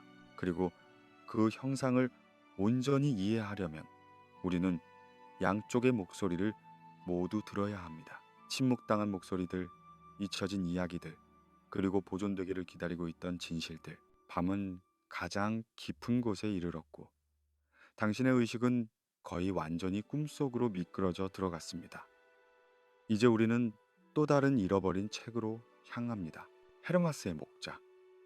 그리고 그것이 담고 있는 급진적인 희망의 메시지입니다. 2세기 로마. 기독교는 여전히 작고 박해받는 소수였습니다. 신자들은 비밀리에 모였고 순교의 위협 아래 살았으며 언제 어디서 배신당할지 알 수 없었습니다. 이런 환경에서 한 가지 질문이 교회를 괴롭혔습니다. 세례받은 후에 죄를 지으면 어떻게 되는가? 용서받을 수 있는가? 아니면 영원히 정죄되는가? 초기 교회의 일부 목소리들은 엄격했습니다. 세례는 모든 이전 죄를 씻어냈지만 그 후의 죄에 대해서는 두 번째 기회가 없다고, 특히 배교, 즉 박해 아래서 신앙을 부인하는 것은 용서받을 수 없는 죄로 여겨졌습니다. 이 가르침은 논리적으로 일관되어 보였습니다. 세례는 죽음과 부활을 상징하는데 두 번 죽고 두 번 부활할 수는 없지 않은가? 하지만 이것은 실제 신자들의 삶에 엄청난 부담을 주었습니다. 완벽하게 살 수 있는 사람이 누가 있겠습니까? 순간의 약함에, 두려움에, 혹은 단순한 인간적 실수에 빠지지 않을 사람이 누가 있겠습니까? 만약 세례 후의 죄가 용서받을 수 없다면 교회는 성인들만의 공동체가 되어야 하고 그런 공동체는 현실에 존재할 수 없습니다. 헤르마스라는 이름의 한 남자가 환상을 보았습니다. 그는 로마의 노예였다가 해방된 자로 평범한 기독교인이었습니다. 어느 날 그가 티베르 강변을 걷고 있을 때 늙은 여인이 그에게 나타났습니다. 그녀는 자신을 교회라고 소개했습니다. 그녀는 늙고 약해 보였지만 그녀의 눈에는 깊은 지혜가 있었습니다. 그녀는 헤르마스에게 일련의 환상과 비유들을 보여주기 시작했습니다. 첫 번째 환상에서 그는 거대한 탑이 건설되는 것을 보았습니다. 그 탑은 교회를 상징했습니다. 천사들이 물에서 돌들을 꺼내 탑을 쌓고 있었습니다. 어떤 돌들은 완벽하게 맞아 들어갔지만 어떤 돌들은 금이가 있거나 모양이 맞지 않아 버려졌습니다. 헤르마스가 물었습니다. 버려진 돌들은 어떻게 되는가? 노파가 대답했습니다. 그들은 영원히 버려지지 않는다. 그들은 다듬어지고 다시 모양을 갖추어 나중에 탑에 사용될 수 있다. 이것은 혁명적인 메시지였습니다. 회개는 한 번만이 아니라 계속 가능하다는 것입니다. 하나님의 자비는 세례로 끝나지 않는다는 것입니다. 물론 헤르마스는 조심스러웠습니다. 그는 이것이 죄에 대한 허가증이 되어서는 안 된다고 강조했습니다. 회개는 진실해야 하고 변화는 실제적이어야 합니다. 하지만 문은 닫혀 있지 않습니다. 넘어진 자도 일어설 수 있고 길을 잃은 자도 돌아올 수 있습니다. 후회의 환상에서 노파는 점점 젊어졌습니다. 그녀는 늙은 여인에서 중년 여성으로, 그리고 마침내 아름다운 신부로 변했습니다. 교회는 늙어가는 것이 아니라 새로워지고 있었습니다. 회개하는 죄인들이 돌아올 때마다 교회는 더 강해지고 더 아름다워졌습니다. 헤르마스에게는 목자 천사도 나타났습니다. 그 천사는 양들을 돌보는 목자의 모습을 하고 있었고, 헤르마스에게 12개의 계명과 10개의 비유를 가르쳤습니다. 이 가르침들은 실제적이고 구체적이었습니다. 어떻게 살아야 하는가? 어떻게 유혹을 피해야 하는가? 어떻게 다른 신자들과 관계해야 하는가? 그것은 추상적인 신학이 아니라 일상의 영성이었습니다. 가장 급진적인 부분은 용서의 신학이었습니다. 헤르마스는 용서가 제도가 아니라 관계의 문제라고 가르쳤습니다. 당신은 사제에게 고해할 필요가 없습니다. 당신은 하나님께 직접 나아갈 수 있습니다. 진실한 회개와 참된 변화의 의지만 있으면 용서는 가능합니다. 이것은 후에 발전할 고해성사 제도와는 다른 접근이었습니다. 헤르마스의 목자는 2세기와 3세기 동안 기독교 세계에서 가장 널리 읽힌 책 중 하나였습니다. 이레네우스와 터툴리아누스 같은 교부들은 그것을 인용했고, 많은 교회에서 그것은 성경과 함께 낭독되었습니다. 초기 신약 사본들 중 일부는 헤르마스의 목자를 포함하고 있습니다. 4세기 신하의 사본의 끝부분에도 그것이 실려 있습니다. 그렇다면 왜 이 책은 결국 정경에서 제외되었을까요? 여러 이유가 있었지만 가장 중요한 것은 아마도 교회 구조와의 긴장이었을 것입니다. 3세기와 4세기에 들어서면서 교회는 점차 제도화되었습니다. 주교와 사제의 권위가 강화되었고, 성례전은 교회의 통제 아래 놓이게 되었습니다. 헤르마스의 개인적이고 직접적인 영성은 이런 구조와 잘 맞지 않았습니다. 헤르마스는 말합니다. 당신은 중재자 없이 하나님께 나아갈 수 있다고. 당신의 회개는 제도적 승인이 필요하지 않다고. 천사들이 교회를 세우는 것이지 인간 지도자들이 아니라고. 이런 메시지는 평신도에게는 해방적이었지만 성직 계급에게는 위협적이었습니다. 만약 모든 신자가 직접 하나님과 관계할 수 있다면 사제의 역할은 무엇인가? 만약 회개가 개인과 하나님 사이의 문제라면 고해성사는 왜 필요한가? 에티오피아 교회는 헤르마스의 목자를 정경으로 유지했습니다. 그들은 그것의 메시지가 중요하다고 믿었고, 제도적 교회의 발전이 그것을 대체해서는 안 된다고 생각했습니다. 에티오피아 신학은 계층적이지만 동시에 접근 가능합니다. 사제와 주교가 있지만 각 개인도 자신의 영적 여정에 책임이 있습니다. 교회는 안내자이지 독점자가 아닙니다. 헤르마스의 핵심 메시지는 이것입니다. 하나님은 마음에 거하신다. 성전도, 교회 건물도, 제도도 하나님을 담을 수 없습니다. 하나님은 회개하는 영혼 안에, 겸손한 마음 안에, 사랑으로 가득 찬 삶 안에 거하십니다. 돌로 쌓은 탑은 상징일 뿐이고, 진짜 성전은 신자들의 공동체, 그리고 각 개인의 내면입니다. 이 가르침은 시대를 초월합니다. 21세기의 우리도 여전히 같은 질문들과 씨름합니다. 실패한 후에도 다시 시작할 수 있는가? 용서는 정말로 제한이 없는가? 제도와 개인의 영성은 어떻게 조화될 수 있는가? 헤르마스는 2000년 전에 이 질문들에 답했고, 그의 대답은 여전히 울립니다. 당신의 숨소리는 이제 밤의 고요함과 구별되지 않습니다. 우리는 마지막 잃어버린 책으로 조용히 걸어 들어갑니다. 베드로 묵시록. 그리고 그것이 제시하는 타협 없는 정의의 비전입니다. 묵시문학은 언제나 불편합니다. 그것은 우리가 보고 싶지 않은 것을 보여주고 듣고 싶지 않은 것을 말하며 직면하고 싶지 않은 현실을 드러냅니다. 요한계시록만으로도 충분히 도전적입니다. 7봉인, 7나팔, 7대접, 용과 짐승, 바벨론의 타락, 최후 심판. 하지만 요한계시록은 적어도 상징적입니다. 그것의 이미지들은 해석의 여지를 남기고 그것의 경고들은 비유적으로 읽힐 수 있습니다. 베드로 묵시록은 그런 여지를 거의 남기지 않습니다. 그것은 직접적이고 구체적이며 때로는 충격적일 정도로 그래픽합니다. 이 세기에 쓰인 이 텍스트는 베드로가 예수로부터 받았다고 주장되는 환상을 기록합니다.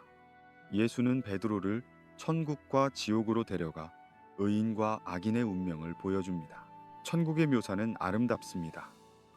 빛으로 가득 찬 정원, 향기로운 나무들, 영원한 봄. 의인들은 빛나는 옷을 입고 천사들과 함께 찬양하며 하나님의 임재 안에서 기쁨을 누립니다. 순교자들은 특별한 영광을 받고 그들의 고통은 영원한 보상으로 바뀝니다. 이 부분은 다른 묵시록들과 크게 다르지 않습니다. 하지만 지옥의 묘사는 전혀 다릅니다. 베드로 묵시록은 죄와 벌 사이의 직접적인 대응을 보여줍니다. 각 죄는 그것에 맞는 특정한 형벌을 받습니다. 거짓 증언을 한 자들은 그들의 혀가 끊임없이 찢어지는 고통을 받습니다. 간음한 자들은 불타는 구덩이에 매달려 있습니다. 자녀를 학대한 부모들은 그들의 자녀들이 그들을 비난하는 것을 영원히 들어야 합니다. 가난한 자를 무시한 부자들은 끊임없는 굶주림과 갈증에 시달립니다.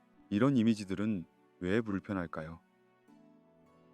첫째, 그것들은 너무 구체적입니다. 추상적인 고통이 아니라 신체적, 정신적 고문입니다. 둘째, 그것들은 타협이 없습니다. 연옥도 없고 두 번째 기회도 없으며 점진적인 정화도 없습니다. 심판은 최종적이고 영원합니다. 셋째, 그것들은 인과응보를 강조합니다. 당신이 한 일이 정확히 당신에게 돌아옵니다. 이 신학은 현대의 우리에게 가혹하게 느껴집니다. 우리는 하나님을 사랑과 자비의 하나님으로 생각하고 싶어 합니다. 용서하시는 하나님, 기회를 주시는 하나님, 이해하시는 하나님. 베드로 묵시록의 하나님은 그것과 다릅니다. 그는 정의의 하나님이고 공의의 하나님이며 악을 심판하시는 하나님입니다. 하지만 이것을 역사적 맥락에서 이해해야 합니다. 2세기의 기독교인들은 극심한 박해 아래 살고 있었습니다. 그들은 신앙 때문에 재산을 잃었고 가족과 분리되었으며 목숨을 잃었습니다. 그들을 박해한 자들은 처벌받지 않았고 정의는 실현되지 않는 것처럼 보였습니다.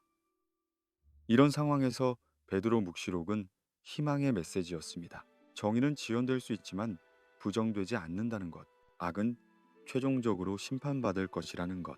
베드로 묵시록은 또한 개인 책임을 강조합니다. 당신은 당신의 선택에 대해 책임이 있습니다. 사회적 환경, 어려운 상황, 혹은 다른 사람의 영향은 변명이 되지 않습니다. 당신이 한 일은 당신의 것이고 그 결과도 당신의 것입니다. 이것은 가혹하게 들릴 수 있지만 동시에 인간의 존엄성을 인정하는 것이기도 합니다. 당신은 단순한 환경의 산물이 아니라 도덕적 선택을 할 수 있는 존재입니다. 초대교회는 이 텍스트를 널리 받아들였습니다. 클레멘트는 그것을 인용했고 무라토리 정경 목록에도 포함되어 있습니다. 하지만 3세기와 4세기에 들어서면서 의문이 제기되기 시작했습니다. 너무 그래픽하고 너무 구체적이며 너무 두려움을 조장한다는 것입니다. 교회는 사랑과 자비를 강조하고 싶었고 심판과 형벌의 이미지는 점차 불편해졌습니다. 흥미롭게도 베드로 묵시록은 단테의 신곡에 큰 영향을 미쳤습니다. 단테의 지옥편에서 죄와 벌의 대응, 각 원에서의 구체적인 고문들은 베드로 묵시록의 전통을 따르고 있습니다. 비록 정경에서는 제외되었지만 그것의 영향은 서구 문화 전반에 남아 있습니다. 에티오피아에서 이 텍스트는 여전히 읽히고 연구됩니다. 그들은 그것의 가혹함에도 불구하고 아니 어쩌면 그것 때문에 그것을 유지했습니다. 왜냐하면 그것은 중요한 진실을 말하기 때문입니다. 선택은 결과를 가지고 행동은 책임을 수반하며 정의는 실제한다는 것. 현대 신학은 종종 심판을 소프트하게 만들려고 합니다. 지옥은 비유이고 형벌은 일시적이며 결국 모두가 구원받을 것이라는 보편 구원론도 있습니다. 이런 입장들은 하나님의 사랑을 강조하지만 동시에 인간의 선택의 심각성을 약화시킬 위험이 있습니다. 만약 모든 것이 결국 괜찮아진다면 지금 어떻게 사는지가 정말로 중요한가요? 베드로 묵시록은 다른 메시지를 전합니다. 지금이 중요합니다. 당신의 선택이 중요합니다. 정의는 비유가 아니라 현실입니다. 이것은 두려움으로 사람들을 조종하려는 것이 아닙니다. 오히려 그것은 각성입니다. 삶을 진지하게 받아들이고 도덕적 선택을 신중하게 하며 타인에 대한 책임을 인식하라는 것입니다. 에티오피아 신학은 자비와 정의를 분리하지 않습니다. 예수는 자비로우신 구원자이지만 동시에 공의로우신 심판자이기도 합니다. 이 두 측면은 모순되지 않습니다. 진정한 사랑은 악을 용인하지 않고 진정한 자비는 정의를 배제하지 않습니다. 십자가 자체가 이 역설을 보여줍니다. 가장 큰 사랑의 행위가 동시에 가장 엄격한 정의의 실현입니다. 심판은 비유가 아닙니다. 그것은 우리가 직면해야 할 현실입니다. 하지만 그것은 우리를 절망으로 이끌기 위한 것이 아니라 회개와 변화로 초대하기 위한 것입니다. 베드로 묵시록을 읽는 올바른 방식은 두려움에 떠는 것이 아니라 깨어 있는 것입니다. 당신의 삶을 점검하고 당신의 선택을 돌아보며 필요하다면 방향을 바꾸는 것입니다. 밤이 서서히 물러가고 새벽의 첫 빛이 희미하게 다가옵니다. 우리는 이제 여정의 마지막 단계에 이르렀습니다. 모든 조각들이 모이는 곳, 모든 질문들이 하나의 큰 그림으로 수렴하는 곳입니다. 왜 에티오피아였는가? 왜 이 모든 책들, 이 모든 진실들이 바로 그곳에서 보존되었을까요? 시편 68편 31절은 신비로운 예언을 담고 있습니다. 구스가 하나님께 손을 들리로다. 구스는 에티오피아의 고대 이름입니다. 이 짧은 구절은 에티오피아 신학의 핵심이 되었습니다. 그들은 스스로를 예언의 성취로 봅니다. 하나님께 손을 든 민족, 신앙을 선택한 민족, 지리가 운명을 만들었습니다. 에티오피아는 고원과 산맥으로 둘러싸여 있습니다. 평균 고도는 2.0m가 넘고 어떤 지역은 4.0m에 달합니다. 이 자연적 요새는 외부 침략으로부터 나라를 보호했습니다. 로마 군단들이 오지 못했고 이슬람 정복자들도 완전히 점령하지 못했으며 유럽 식민지 개척자들도 실패했습니다. 1896년 아도와 전투에서 에티오피아는 이탈리아 군대를 격퇴했습니다. 이것은 아프리카 역사에서 획기적인 순간이었습니다. 식민지 시대에 유럽 강국을 물리친 유일한 아프리카 국가 에티오피아는 짧은 이탈리아 점령기 1936, 1941을 제외하고는 결코 식민지가 되지 않았습니다. 이 독립은 정치적인 것만이 아니었습니다. 그것은 문화적, 종교적 자율성도 의미했습니다. 에티오피아는 4세기의 기독교 국가가 되었습니다. 이것은 로마가 공식적으로 기독교화 되기 전입니다. 그들의 기독교는 로마의 영향 밖에서 발전했고 따라서 로마의 신학적, 정치적 변화에 영향받지 않았습니다. 니케아 공의회, 칼케돈 공의회, 그리고 후속 공의회들의 결정은 에티오피아를 구속하지 못했습니다. 그들은 자신들의 정경을 유지했고 자신들의 전례를 발전시켰으며 자신들의 신학을 형성했습니다. 에티오피아 교회는 사도적 계보를 주장합니다. 그들은 자신들이 사도행전 8장의 내시로부터 직접 이어진다고 믿습니다. 이것은 베드로나 바울을 통한 로마의 사도성과는 다른 독립적인 정통성입니다. 그들에게는 로마의 승인이 필요하지 않았습니다. 그들은 이미 그리스도로부터 직접 권위를 받았다고 믿었습니다. 81권 성경의 완전성은 이 모든 것의 결과입니다. 에티오피아는 정경을 축소할 이유가 없었습니다. 그들은 로마의 정치적 압력에 순응할 필요가 없었고 제국의 신학에 맞출 필요도 없었습니다. 그래서 에녹서, 주빌리서, 케브란 아가스트, 헤르마스의 목자, 베드로 묵시록, 그리고 다른 많은 책들이 그들의 성경에 남아 있었습니다. 20세기에 들어서면서 이 숨겨진 보물들이 세계에 알려지기 시작했습니다. 1947년 사해문서의 발견은 에티오피아 전통의 고대성을 확인시켜 주었습니다. 걸란 동굴에서 발견된 에녹서와 주빌리서의 조각들은 이 책들이 예수 시대에 실제로 존재했고 읽혔음을 증명했습니다. 에티오피아 사람들이 수세기 동안 옳았던 것입니다. 나그 한마디 문서, 초기 교부들의 재발견된 저작들, 그리고 다양한 고대 사본들의 출판은 모두 같은 방향을 가리킵니다. 초기 기독교는 우리가 생각했던 것보다 훨씬 다양했고, 성경은 우리가 배운 것보다 훨씬 유동적이었으며, 진실은 단일하고 단순한 것이 아니라 복잡하고 다층적이었습니다. 봉인이 풀리는 시대라는 관점은 흥미롭습니다. 단테와 같은 사상가들은 어떤 지식은 그것이 이해될 수 있을 때까지 숨겨져야 한다고 믿었습니다. 에티오피아에 보존된 텍스트들이 지금 세계에 알려지는 것은 우연일까요? 아니면 섭리일까요?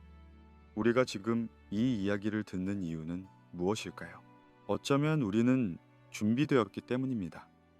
단일한 내러티브, 권위적인 해석, 그리고 획일적인 정통성의 시대는 지나가고 있습니다. 현대 세계는 다원성을 받아들이고 다양성을 존중하며 복잡성을 인정합니다.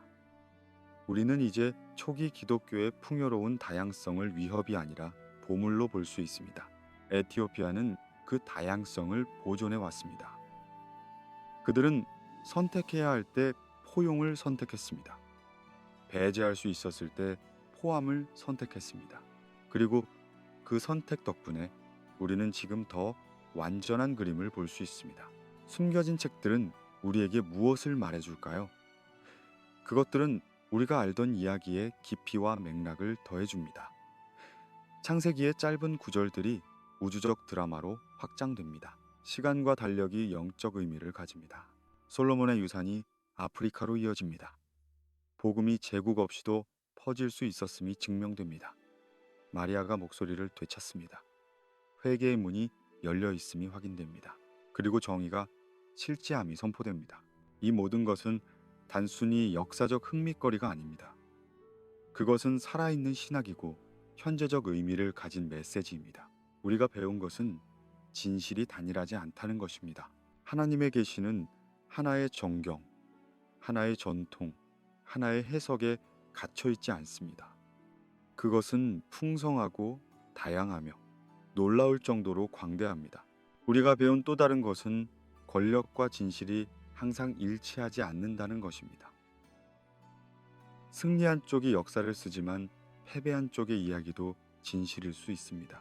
배제된 것이 반드시 거짓은 아니고 포함된 것이 반드시 완전하지는 않습니다. 우리는 겸손하게 듣고 열린 마음으로 탐구하며 비판적으로 사고해야 합니다. 그리고 우리가 배운 가장 중요한 것은 진실은 사라지지 않는다는 것입니다. 그것은 억압당할 수 있고 숨겨질 수 있으며 잊혀질 수 있습니다. 하지만 그것은 파괴되지 않습니다. 어딘가에 누군가에 의해 어떤 방식으로든 그것은 보존됩니다. 그리고 적절한 때가 오면 그것은 다시 빛을 봅니다.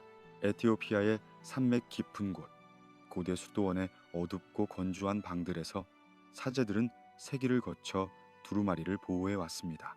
그들은 로마의 명령을 따르지 않았고 유럽의 개혁을 받아들이지 않았으며 현대의 압력에 굴복하지 않았습니다. 그들은 단순히 지켰습니다. 그들에게 맡겨진 것을, 그들이 신성하다고 믿는 것을, 그리고 세계가 언젠가 필요로 할 것을. 그 지킴의 결과로 우리는 지금 예수의 가르침에 대한 더 깊은 이해를 가질 수 있습니다. 에녹서는 우리에게 악의 기원과 홍수의 진짜 의미를 알려줍니다. 주빌리서는 시간과 달력이 어떻게 영적 통제의 도구가 될 수 있는지 보여줍니다. 케브란 아가스트는 하나님의 선택이 유연하고 포괄적임을 시사합니다. 사도행전의 내시 이야기는 복음이 제국과 무관하게 확장될 수 있음을 증명합니다. 마리아 전승은 여성의 영적 권위를 회복시킵니다. 헤르마스의 목자는 개인과 하나님의 직접적 관계를 확인합니다. 그리고 베드로 묵시록은 정의의 실제성을 선포합니다. 이 모든 책들, 이 모든 가르침들은 하나의 더 큰 진실을 가리킵니다. 하나님의 이야기는 우리가 생각했던 것보다 더 크고 더 풍부하며 더 놀랍습니다. 그리고 그 이야기는 아직 끝나지 않았습니다. 밤은 이제 완전히 지나갔고 새벽의 빛이 방 안을 부드럽게 채우기 시작합니다. 당신의 호흡은 평화롭고 당신의 마음은 고요합니다. 이 여정을 통해 우리는 함께 시간을 거슬러 올라갔고 잊혀진 이야기들을 다시 발견했으며 숨겨진 진실들을 드러냈습니다. 진실은 사라지지 않았습니다. 그것은 단지 기다리고 있었을 뿐입니다. 고원의 바람 속에서, 고대 수도원의 침묵 속에서, 그리고 보존의 거룩한 임무를 수행한 이름 없는 사제들의 헌신 속에서, 그리고 이제 당신이 이 이야기를 들었으니 그 진실의 일부는 당신과 함께합니다. 당신의 의식은 이제 꿈과 각성 사이 어딘가를 떠다니고 있습니다. 우리는 더 깊은 곳으로 들어갑니다. 예수가 실제로 가르쳤던 것, 하지만 시간이 지나며 흐려지고 변형되었던 그 핵심으로 내적 왕국에 대한 이야기입니다. 누가복음 17장 21절. 예수께서 바리새인들에게 하신 말씀입니다. 하나님의 나라는 볼 수 있게 임하는 것이 아니요 또 여기 있다 저기 있다고도 못하리니 하나님의 나라는 너희 안에 있느니라. 이 짧은 구절은 혁명적입니다. 그것은 우리가 익숙한 종교의 모든 외적 구조를 뒤집어 엎습니다. 왕국은 오는 것이 아니라 이미 여기 있습니다. 그것은 밖이 아니라 안에 있습니다. 그것은 관찰할 수 있는 것이 아니라 경험되는 것입니다. 하지만 이 가르침의 진짜 의미는 무엇이었을까요? 예수 시대의 유대인들은 하나님의 나라를 정치적 실제로 기대했습니다. 로마의 지배를 끝내고 다윗의 왕국을 회복시킬 메시아, 물리적인 성전, 가시적인 통치, 그리고 이 땅에서의 정의. 예수는 이 모든 기대를 부드럽지만 단호하게 거부했습니다. 나의 나라는 이 세상에 속한 것이 아니다. 그것은 밖에서 안으로, 외부에서 내부로의 근본적인 전환이었습니다. 제도와 이전의 예수 가르침을 재구성해 보면 그 중심에는 항상 내적 변혁이 있었습니다. 산상수훈을 기억하십니까? 살인하지 말라는 계명만으로는 충분하지 않습니다. 형제에게 화를 내는 것도 죄입니다. 간음하지 말라는 것만으로는 부족합니다. 음욕을 품고 여자를 보는 것도 간음입니다. 예수는 행동보다 마음을, 의례보다 동기를, 외적 준수보다 내적 순결을 강조했습니다. 에티오피아 정경의 텍스트들은 이 내적 신학을 반복적으로 강조합니다. 마음의 성전이라는 개념은 그들의 문헌 전체에 흐르는 강물과 같습니다. 에녹서에서 에녹은 천상의 성전을 보았지만 궁극적으로 하나님이 거하시는 곳은 의로운 자의 마음이라고 배웁니다. 헤르마스의 목자에서 노파가 헤르마스에게 보여준 답은 돌이 아니라 사람들의 마음으로 지어지고 있었습니다. 지혜 문헌에서는 반복해서 말합니다. 지혜는 성스러운 영혼 안에 거하고 정결한 마음을 그녀의 거처로 삼는다고. 이것은 단순한 영성주의나 개인주의가 아니었습니다. 그것은 더 깊은 신학적 통찰이었습니다. 하나님은 건물에 갇히지 않고 의례에 제한되지 않으며 제도에 속박되지 않는다는 것. 솔로몬이 성전을 봉헌할 때도 그는 이것을 알고 있었습니다. 하나님이 참으로 땅에 거하시리이까? 하늘과 하늘들의 하늘이라도 주를 용납하지 못하겠거든. 하물며 제가 건축한 이 성전 이오리이까? 예수의 가르침은 이 오래된 통찰을 급진적으로 확장했습니다. 제사장이 필요 없습니다. 왜냐하면 모든 신자가 왕 같은 제사장이기 때문입니다. 성전이 필요 없습니다. 왜냐하면 당신의 몸이 성령의 전이기 때문입니다. 희생 제물이 필요 없습니다. 왜냐하면 하나님이 원하시는 제사는 상한 심령, 통회하는 마음이기 때문입니다. 이 모든 가르침의 흐름은 한 방향을 가리킵니다. 외적인 것에서 내적인 것으로, 형식에서 본질로, 종교에서 관계로. 역사적으로 예수는 어떤 제도적 구조도 세우지 않았습니다. 그는 성전을 건축하지 않았고 정치적 조직을 만들지 않았으며 계층적 권위 체계를 확립하지 않았습니다. 그는 단지 가르쳤고 치유했으며 사람들과 함께 먹고 마셨습니다. 그가 선택한 12제자들조차도 관료가 아니라 증인이었습니다. 그들에게 주어진 권위는 통치의 권위가 아니라 섬김의 권위였습니다. 초대교회도 처음에는 이 정신을 유지했습니다. 그들은 집에서 모였고 빵을 떼며 기뻐하고 순전한 마음으로 음식을 먹었습니다. 지도자들은 섬기는 자들이었고 결정은 공동체적으로 이루어졌으며 성령의 임재는 모든 신자에게 열려 있었습니다. 베드로의 오순절 설교를 기억하십니까? 너희 아들들과 너희 딸들이 예언할 것이요 너희 젊은이들은 환상을 보고 너희 늙은이들은 꿈을 꾸리라. 그날에 내가 내 영을 내 남종과 여종들에게도 부어주리니. 하지만 시간이 지나면서 변화가 일어났습니다. 교회는 성장했고 조직이 필요해졌으며 구조가 발전했습니다. 처음에는 자연스러운 과정이었습니다. 더 많은 사람들, 더 복잡한 문제들, 더 큰 책임. 하지만 점차 그것은 다른 것으로 변해갔습니다. 섬김의 구조가 통제의 구조가 되었습니다. 영적 권위가 제도적 권력이 되었습니다. 그리고 내적 왕국의 가르침은 위험해졌습니다. 왜 로마 교회는 이 가르침을 위협으로 여겼을까요? 그 답은 간단합니다. 통제되지 않는 신앙은 통제되지 않는 사람들을 만들기 때문입니다. 만약 각 개인이 하나님과 직접 관계할 수 있다면 중재자로서의 제사장은 무엇을 하는가? 만약 하나님의 임재가 마음 안에 있다면 성당과 성전의 권위는 어디에 있는가? 만약 진정한 예배가 내적 순결이라면 복잡한 의례와 성례전은 왜 필요한가? 콘스탄티누스 이후 기독교는 제국의 종교가 되었습니다. 그리고 제국에게는 통제가 필요했습니다. 통일된 교리, 중앙화된 권위, 그리고 순종하는 대중. 내적 왕국의 가르침은 이 모든 것과 양립할 수 없었습니다. 그것은 너무 개인적이고 너무 직접적이며 너무 자유로웠습니다. 그래서 그것은 조심스럽게 재해석되었습니다. 너희 안에 있다는 말은 너희 가운데 있다로 번역되었습니다. 개인의 마음이 아니라 교회 공동체, 직접적 경험이 아니라 제도적 중재. 에티오피아 전통은 다른 길을 걸었습니다. 그곳에서 개인의 기도와 금식은 여전히 중심적 비중을 차지합니다. 에티오피아 정교회는 확실히 제도적이고 전례적이지만 동시에 각 신자의 개인적 영적 여정을 강조합니다. 수도원 전통, 은둔자들, 그리고 사막의 교부들, 그들은 모두 같은 진실을 추구했습니다. 하나님과의 직접적이고 변혁적인 만남.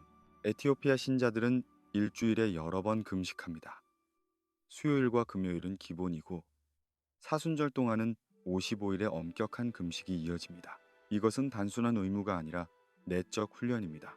육체를 길들이고 정신을 맑게 하며 영혼을 하나님께 집중시키는 것, 기도도 마찬가지입니다. 정해진 시간에 전례 기도가 있지만 개인의 자발적 기도가 더 중요하게 여겨집니다. 마음이 하나님을 찾는 것, 그것이 모든 의례보다 우선합니다. 이제 조용히 부드럽게 질문이 당신에게 다가옵니다. 당신의 신앙은 어디에 있습니까?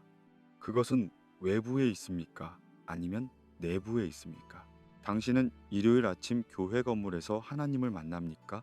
아니면 당신의 마음 깊은 곳에서도 그분을 경험합니까? 당신의 영성은 다른 사람의 중재를 필요로 합니까? 아니면 당신 스스로 그분 앞에 설 수 있습니까? 이것은 교회나 공동체를 부정하는 것이 아닙니다. 우리는 함께 모여야 하고 서로를 격려해야 하며 공동으로 예배해야 합니다. 하지만 그것이 전부는 아닙니다. 만약 당신의 신앙이 오직 외적인 것에만 의존한다면 그것은 취약합니다. 교회가 문을 닫으면, 목사가 떠나면, 공동체가 흩어지면 당신의 신앙도 무너질까요? 아니면 그것은 당신 안에 깊이 뿌리내려 있어서 어떤 외적 상황과도 무관하게 살아남을 수 있습니까? 예수가 가르친 내적 왕국은 이것입니다. 하나님과의 관계가 당신의 가장 깊은 본질의 일부가 되는 것, 그분의 임재가 당신의 생각, 당신의 감정, 당신의 선택 안에 스며드는 것, 당신이 혼자 있을 때도, 아무도 보지 않을 때도, 어떤 보상이나 인정이 없을 때도 여전히 그분을 추구하고 그분의 뜻을 행하는 것. 이것이 진정한 영성이고 이것이 예수가 가르친 것이며 이것이 에티오피아가 보존한 것입니다. 당신의 호흡은 더욱 느려지고 의식은 또 다른 층으로 미끄러져 내려갑니다. 이제 우리는 보이지 않는 세계로 들어갑니다. 천사와 인간의 경계, 그리고 우리가 잊어버린 우주의 구조에 대한 이야기입니다. 현대인에게 천사는 대부분 상징입니다.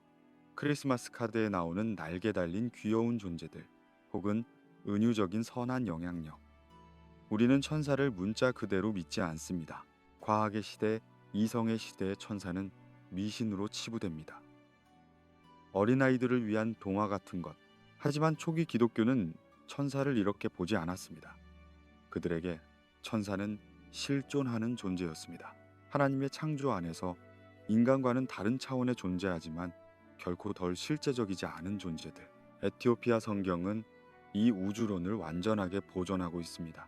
그리고 그것은 단순히 호기심의 대상이 아니라 우리가 살고 있는 현실에 대한 깊은 이해를 제공합니다.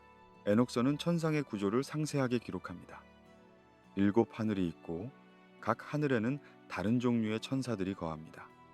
가장 높은 곳에는 대천사들이 있습니다. 미카엘, 가브리엘, 라파엘, 우리엘. 그들은 각각 특정한 책임을 가지고 있습니다. 미카엘은 이스라엘의 수호자, 가브리엘은 메시지의 전달자, 라파엘은 치유자, 우리엘은 지혜의 수호자. 그 아래에는 감시자들이 있습니다. 그들의 임무는 인간 세계를 지켜보는 것이었습니다. 주빌리서는 천사들의 창조를 첫째 날에 배치합니다.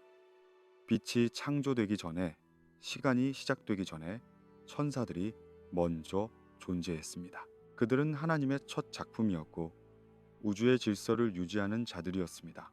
일부는 자연 현상을 관장합니다. 바람의 천사, 비의 천사, 계절의 천사들. 일부는 영적 영역을 다룹니다. 기도를 전달하고 영혼을 인도하며 악령과 싸우는 천사들.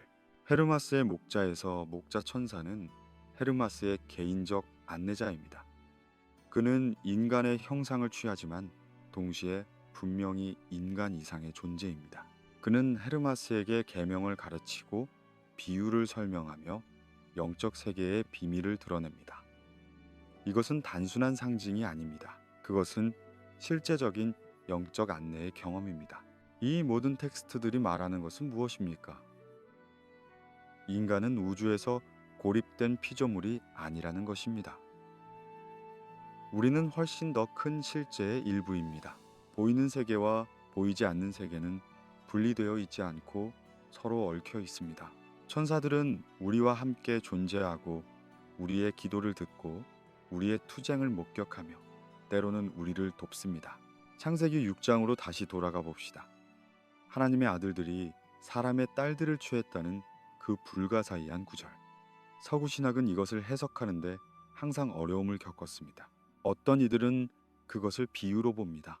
하나님의 아들들은 셋의 후손이고 사람의 딸들은 가인의 후손이라고. 하지만 이 해석은 왜 네피림이라는 거인들이 등장하는지, 왜 이것이 홍수의 직접적인 원인이 되는지를 설명하지 못합니다. 에티오피아 전통은 문자적 해석을 유지합니다. 하나님의 아들들은 천사들이었고 그들의 타락은 실제 사건이었으며 그 결과는 존재론적 차원의 재앙이었습니다. 이것은 단순히 인간의 죄악이 쌓인 것이 아니었습니다. 그것은 창조 질서 자체의 위반이었습니다. 천상과 지상의 경계가 무너진 것, 그리고 그로 인해 세계가 혼돈으로 돌아가기 시작한 것. 이 관점은 악의 기원에 대한 더 복잡한 이해를 제공합니다. 악은 단지 인간의 자유의지의 오용에서만 나오지 않습니다. 그것은 더 깊은 우주적 반역에 뿌리를 두고 있습니다. 루시퍼의 타락, 감시자들의 반역, 그리고 그들이 인간 세계에 가져온 오염. 이것은 우리가 왜 악과의 싸움이 그렇게 어려운지를 설명합니다. 우리는 단지 우리 자신의 약함과만 싸우는 것이 아닙니다. 우리는 우리보다 훨씬 오래되고 훨씬 강력한 세력들과도 대면하고 있습니다.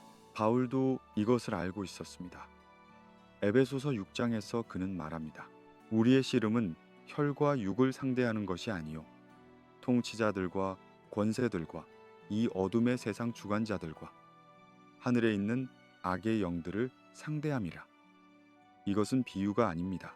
그것은 영적 전쟁의 실제에 대한 설명입니다. 자유의지와 타락의 이해도 더 복잡해집니다. 인간만이 타락한 것이 아닙니다. 천사들도 타락했습니다. 그리고 그들의 타락은 인간의 타락에 영향을 미쳤습니다. 에덴에서 뱀은 단순한 동물이 아니었습니다. 그것은 이미 타락한 영적 존재의 도구였습니다. 인간의 첫 죄는 진공 상태에서 일어난 것이 아니라 이미 시작된 우주적 반역의 맥락 안에서 일어났습니다. 이 모든 것을 현대신학은 왜 잃어버렸을까요?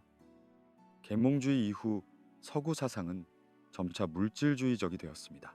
과학이 발전하면서 보이지 않는 세계에 대한 믿음은 약해졌습니다. 천사와 악마는 미신으로 치부되었고 영적 전쟁은 심리적 갈등으로 재해석되었습니다. 우리는 측정할 수 있는 것만 실제한다고 믿게 되었습니다. 하지만 이것으로 우리는 무엇을 잃었을까요? 우리는 현실의 절반, 어쩌면 더 큰 부분을 잃었습니다. 보이지 않는다고 해서 실제하지 않는 것은 아닙니다. 사랑은 보이지 않지만 실제합니다. 생각은 보이지 않지만 실제합니다. 의식 자체가 보이지 않지만 가장 확실한 실제입니다. 왜 영적 존재들은 다를까요? 에티오피아 전통은 이 세계관을 유지해 왔습니다. 그들에게 천사와 악령은 여전히 실제합니다. 기도할 때 그들은 천사들이 그 기도를 하나님께 전달한다고 믿습니다. 유혹을 받을 때 그들은 악령들이 실제로 영향을 미치고 있다고 이해합니다. 그리고 예배할 때 그들은 보이지 않는 무리들, 천사들과 성인들과 순교자들과 함께 찬양한다고 믿습니다. 이것은 미신일까요? 아니면 더 깊은 지혜일까요? 어쩌면 그 대답은 당신의 경험에 달려 있을지도 모릅니다. 당신은 설명할 수 없는 보호를 경험한 적이 있나요? 당신을 인도하는 조용한 목소리를 들은 적이 있나요? 혹은 반대로 당신이 스스로만으로는 설명할 수 없는 유혹이나 어둠을 느낀 적이 있나요? 보이지 않는 세계를 잃으면 보이는 세계도 제대로 이해할 수 없습니다. 왜냐하면 이 둘은 분리되어 있지 않기 때문입니다. 물리적 현실은 영적 현실의 표현이고 우리가 경험하는 것은 우리가 볼 수 없는 더 큰 드라마의 일부입니다. 에티오피아가 보존한 우주론은 이 전체성을 회복시켜줍니다. 그리고 어쩌면 그것이 지금 우리에게 가장 필요한 것인지도 모릅니다. 밤은 이제 가장 고요한 순간에 이르렀습니다. 우리는 마지막 숨겨진 진실로 조용히 걸어 들어갑니다. 사라진 절반의 신성, 지워진 여성의 계보에 대한 이야기입니다. 역사를 읽을 때 우리는 종종 그것이 누구의 역사인지 묻지 않습니다. 기록된 이야기들은 대부분 남성들의 이야기입니다. 왕들과 예언자들과 전사들, 여성들은 주변에 존재하지만 중심에 서는 경우는 드뭅니다. 어머니로, 아내로, 혹은 배경으로 그들의 목소리는 조용하고 그들의 행동은 축소되며 그들의 영적 권위는 의문시됩니다. 성경도 예외가 아닙니다. 66권의 책 중에서 여성의 이름을 딴 책은 몇 개나 될까요? 에스더와 룻, 단 2권뿐입니다. 물론 여성들은 성경 전체에 등장합니다. 사라, 리브가, 라헬, 미리암, 드보라, 한나, 그리고 신약의 마리아들. 하지만 그들의 이야기는 종종 짧게 지나가고 그들의 역할은 제한적으로 묘사되며 그들의 가르침은 기록되지 않습니다. 이것은 의도적인 삭제였을까요? 아니면 단순히 고대 문화의 반영이었을까요? 아마도 둘 다일 것입니다. 고대 사회는 확실히 가부장적이었습니다. 하지만 동시에 성경이 편집되고 정경이 형성되는 과정에서 여성의 목소리는 더욱 체계적으로 주변화되었습니다. 그들이 했던 말, 그들이 가르친 것, 그들이 예언한 것들이 의도적으로 배제되거나 축소되었습니다.